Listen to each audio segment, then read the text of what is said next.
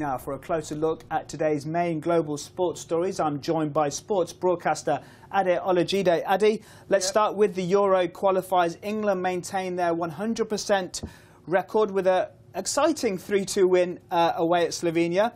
Was this an impressive performance, or did England make rather hard work of it?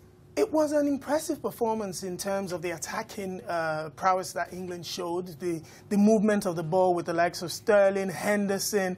It looked like going forward, England are starting to find their feet. In terms of defensively, you have to look at the decisions by the coach, Roy Hodgson, to select his back four, putting Jones in the right-back position, even though Nathaniel Klein seems to be the man in form. However, if you look at the results, 6 straight wins, they look ominous. You can't say anything against the win and their performances so far.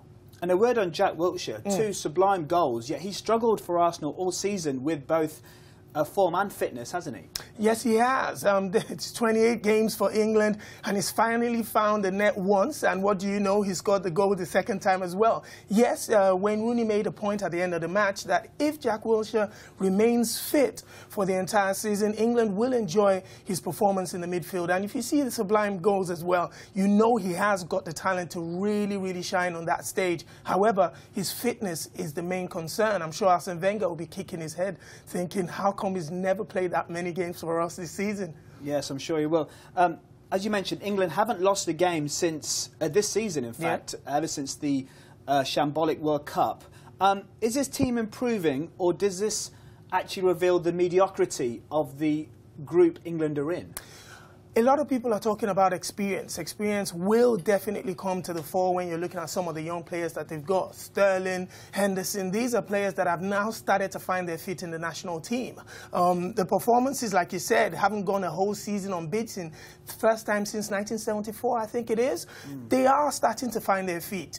Even though the competition might not be as tough as people would have expected, you still have to beat the teams that are put in front of you. And looking at the team or the match they had today, these teams do become difficult when you're fighting for a position to play in the competition like the Euro 2016. Yeah, it looks like they've virtually booked their place, haven't they, in next summer's tournament. Let's turn to the current European champions, Spain.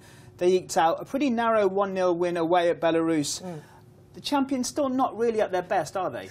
They're not. However, they've been dominating football in Europe for the last 5, 6, 7 or 8 years now. And some of the players that are playing right now in the national team have been playing since then. And you have to also take into consideration the last competitions, the Champions League finals. You've had a bulk of the players that played in the Champions League finals playing in the national team as well. So some of them might be suffering from fatigue. However, the sleek Spanish side that we've seen in the last 4 or 5 years, yes, has slowed down a little bit, but don't underestimate the fact that they've had a lot of football to play in there. And also, is there still a bit of a post-World Cup hangover from last year, where they obviously struggled so badly, and a lot of those players like Xavi have left the scene, and a new generation has to come and grab the mantle? Yes, the way they performed last year was shocking for everybody. However, they still have a lot of talent in that team, and having a coach like Vicente Del Bosque around the team, there's a lot of expectations around them. So the new players that are coming into the team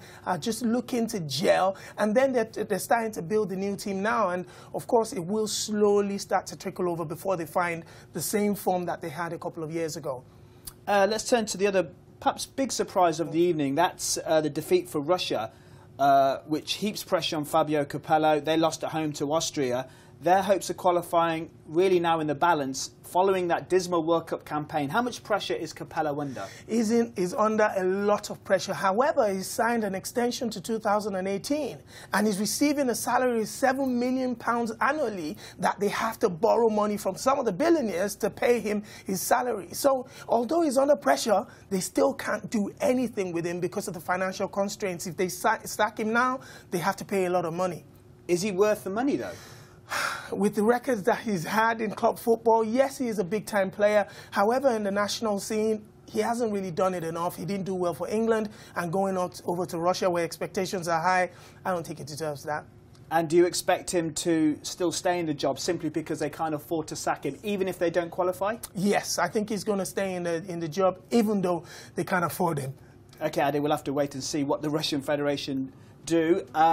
Let's turn to the latest on the FIFA crisis. A top official has now warned Sepp Blatter not to rethink his resignation.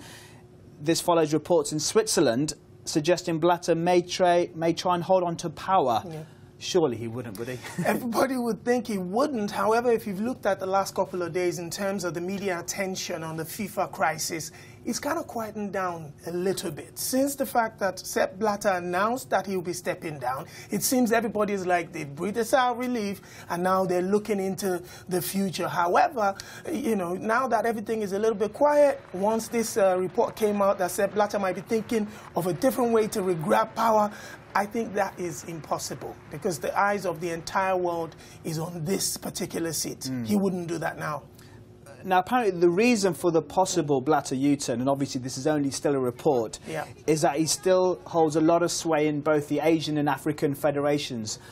Do you think he still does retain quite a bit of support? 100%. The president of the, I think it was the Burundi FA, alleged the Burundi FA said last week that a vote against Blatter is an abomination in Africa. That is a statement that proves how powerful this man still is in Africa and Asia, and they will go wherever he goes. That's the interesting thing, that he wants to sit in the seat. All he has to do is back a candidate, and he will get the votes to back that candidate as well. OK, let's quickly turn to matters on the pitch. Copa America, Argentina, the favourites, they throw away a 2-goal lead against Paraguay.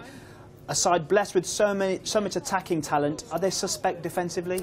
No, they're not. If you had seen the match in itself, they performed very, very well. Messi, although had scored the penalty, still missed a couple of chances. They had the opportunity to go 3 or 4-0 up. However, the goals that were scored against them were tricky goals that it was chances that were being taken. Yes, they now have to focus really defensively to ensure that that slip never happens again.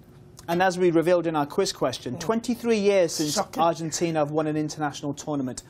Why have they gone on such a barren run?